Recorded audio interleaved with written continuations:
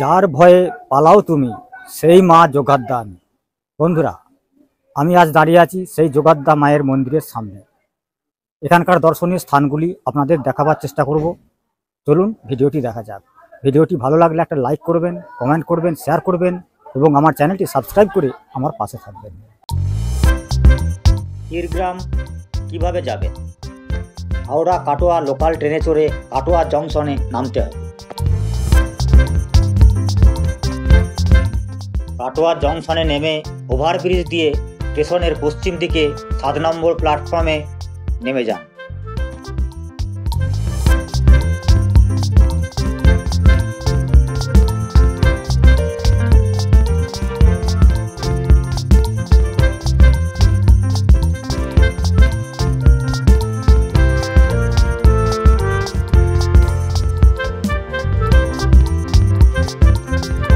এবার ওভারব্রিজ থেকে কিছুটা হেঁটে এলেই কাটোয়া বর্ধমান রোড দেখতে পাবেন।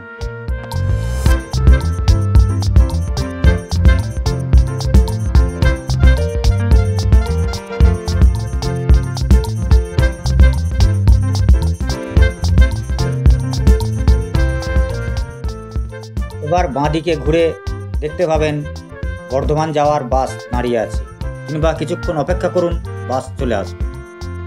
কাটোয়া বর্ধমান বাসে চড়ে আপনাকে নামতে হবে কৈচোর বাস স্ট্যান্ডে। কাটোয়া থেকে কৈচোর বাস স্ট্যান্ডের দূরত্ব 20 কিলোমিটার। ভাড়া নেবে বাসে 15 টাকা, এক্সপ্রেস বাসে নেবে 20 টাকা।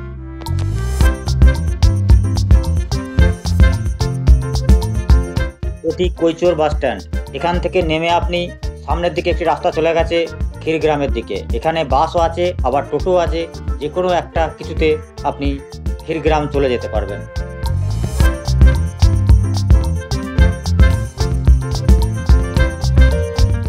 আমি একটি টোটোয় চড়ে ক্ষীরগ্রামের উদ্দেশ্যে রওনা দিলাম।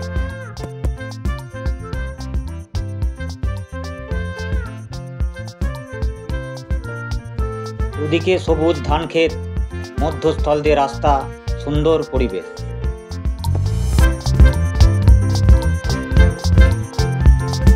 কৈচর থেকে ক্ষীরগ্রাম দূরত্ব 5 কিলোমিটার। টোটোতে ভাড়া নেবে 10 টাকা। আমরা প্রথমে মায়ের পুরনো মন্দিরে যাব। এসে গেছি মায়ের পুরনো মন্দিরে। মহিরাবণের আরাধ্যা দেবী মহাকাল বা ভদ্রকালী বহুকাল ধরে বর্ধমানের মঙ্গলকোটের ক্ষীরগ্রামে সতীপীঠে পূজিতা হয়ে আসছেন। এখানে কোনো কালীর প্রতিমা রাখা হয় না। দেবীর রত্নবেদিতে কালী মন্ত্রে পূজা করা হয়ে থাকে দেবী যোগাদ্দাকে। কথিত আছে মহিরাবণের আরাধ্য দেবী মহাকাল বা মহাকালী এই সতীপীঠে অবস্থান করেছেন। দেবী মহাকাল পরে মহিষমর্দিনী রূপ ধারণ করে যোগাদ্দা হন। এখানে দেবীর ডান পায়ের বুড়ো আঙুল পড়েছিল। ক্ষীরগ্রামে দেবীর প্রস্তর মূর্তি সারা বছর জলে থাকলেও বিশেষ বিশেষ সময় মূল মন্দিরে অধিষ্ঠিত হন। তন্ত্র চূড়ামণি মতে এই দেবী যেখানে থাকেন সেখানে আর কোনো দেবীর মূর্তি রেখে পূজা করা হয় না। এখানে দেবীর নিত্য সেবায় আমিষ ভোগ লাগে। কালী পূজার রাতে মা যোগাদ্দার মহাভোগী কালীকে অর্পণ করা হয়। এই মন্দিরের ভৈরব ক্ষীরকণ্টক। চলুন আমরা এবার নতুন মন্দিরে যাব।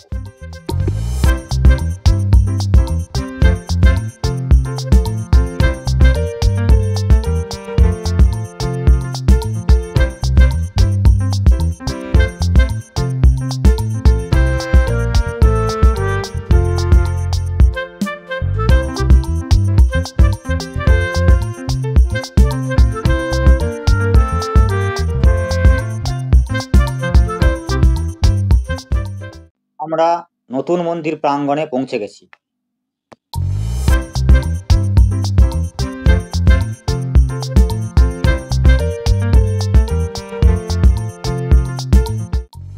চলুন এবার মন্দিরে প্রবেশ করি।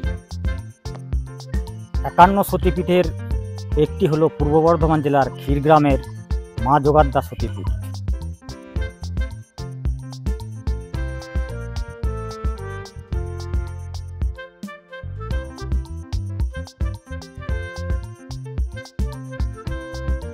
मंदिर चत्वरटी खूब सुंदर करे मार्बेल दिए सजानो बंधुरा, परिष्कार परिच्छन्न খুব সুন্দর করে সাজানো রয়েছে এখানে। প্রতি বছর বৈশাখ মাসের সংক্রান্তিতে এখানে বিরাট মেলা বসে এবং মায়ের পুজো হয়। এছাড়া অক্ষয় নবমী, বিজয়া দশমী, 15ই পৌষ, বসন্ত সপ্তমী এবং বৈশাখ সংক্রান্তির 2 দিন পূর্বেও বিরাট অনুষ্ঠান হয়। এই সুন্দর পুকুরটা দেখছেন, এই পুকুরের জলেই মায়ের মূর্তিটি সারা বছর ডোবানো থাকে। শুধুমাত্র বছরের 6 দিন পূজার সময় মূর্তিটি তোলা হয়। জলের মধ্যে এই মন্দিরটির ভিতরেই মায়ের মূর্তি রাখা থাকে। জনশ্রুতি আছে এখানকার তৎকালীন রাজা হরিদত্তকে স্বপ্নে নরবলি দিয়ে নিত্য পুজো করার জন্য নির্দেশ দেন মা যোগাদ্দা। এরপর রাজা তার নিজের 7 ছেলেকে পরপর 7 দিন বলি দিয়ে মা যোগাদ্দার নিত্য পুজো করেন। তারপর গ্রামের প্রত্যেক বাড়িতে পুজোর পালা করে দেন। এইভাবে চলতে থাকার পর একদিন পুজোর পালা পড়ে এক ব্রাহ্মণে। জনশ্রুতি আছে এখানকার তৎকালীন রাজা হরিদত্তকে স্বপ্নে নরবলি দিয়ে নিত্য পুজো করার নির্দেশ দেন মা যোগাদ্দা। এরপর রাজা তার নিজের 7 ছেলেকে পরপর 7 দিন বলি দিয়ে নিত্য পুজো করেন। এরপর ক্ষীরগ্রামের প্রত্যেকের পালা পড়ে নরবলি দিয়ে পুজো দেওয়ার জন্য। এক ব্রাহ্মণের পালা পড়লে তিনি তার আগের দিন রাত্রে স্ত্রী পুত্র নিয়ে গ্রাম ছেড়ে পালিয়ে যাচ্ছিলেন। পথে ঘুমিয়ে পড়লে তিনি স্বপ্নে যোগাদ্দা মাকে দেখেন। স্বপ্নে যোগাদ্দা মা তাকে বলেন, যার ভয়ে পালাও তুমি সেই মা যোগাদ্দা, যাও বাড়ি ফিরে যাও, আজ থেকে আর আমি নরবলি খাবো না। চলুন বন্ধুরা, আমরা মাকে দর্শন করি।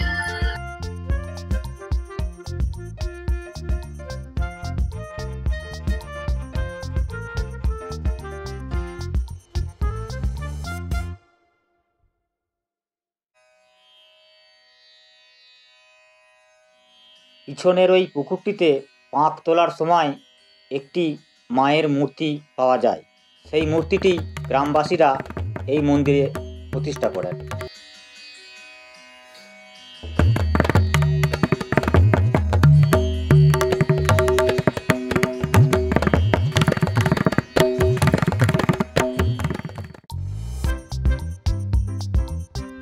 মন্দিরটির কারুকার্যও চোখে পড়ার মতো, খুব সুন্দর করে সাজানো রয়েছে।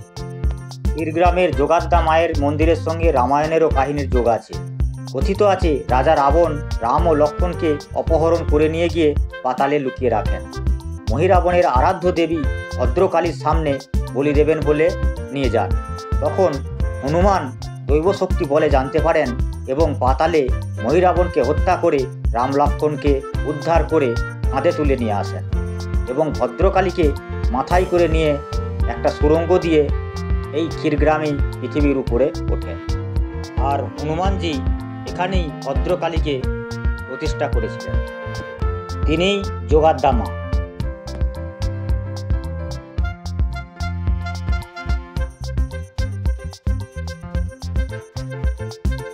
মন্দিরে পুজো দিতে এসে কেউ যদি এখানে থাকতে চান তারও সুব্যবস্থা আছে। চলুন এই দিকটা আপনাদের নিয়ে যাই।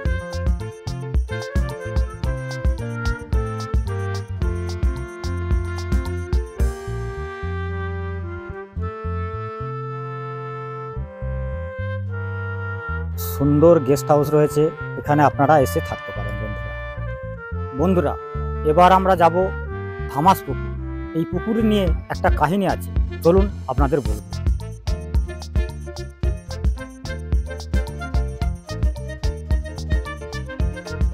আমার পিছনে যে গ্রামটি দেখা যাচ্ছে ওই গ্রামটিতে রয়েছে ধামাস পুকুর। চলুন বন্ধুরা, আমরা আর এসে গেছি।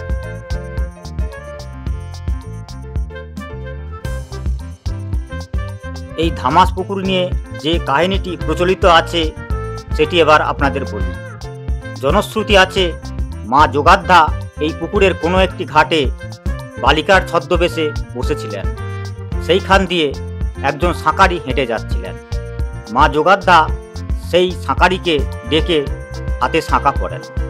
সাঁকারি পয়সা চাইলে তিনি বলেন ওই মন্দিরেতে তার বাবা আছে পুরোহিত এবং কলঙ্গিতে পয়সা রাখা আছে, সাঁকারি যেন সেখান থেকে নিয়ে নেয়।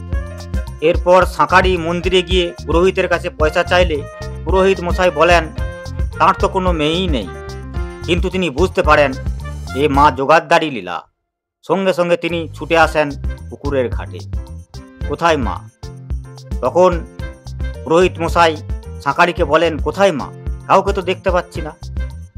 এমন সময় পুকুরের মাঝখান থেকে ছাঁকা করা দুটি হাত তুলে মা যোগাদ্দা দেখান, আমি ছাঁকা করেছি। তখন সবাই অবাক হন।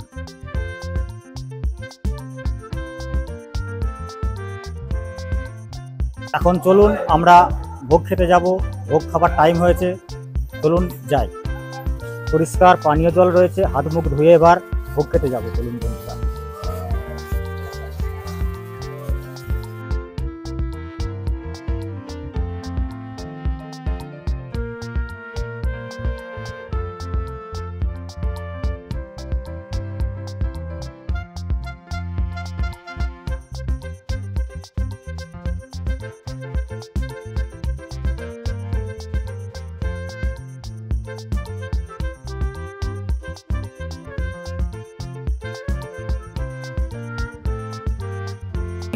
আজ এ পর্যন্তই, দেখা হবে পরের ভিডিওতে।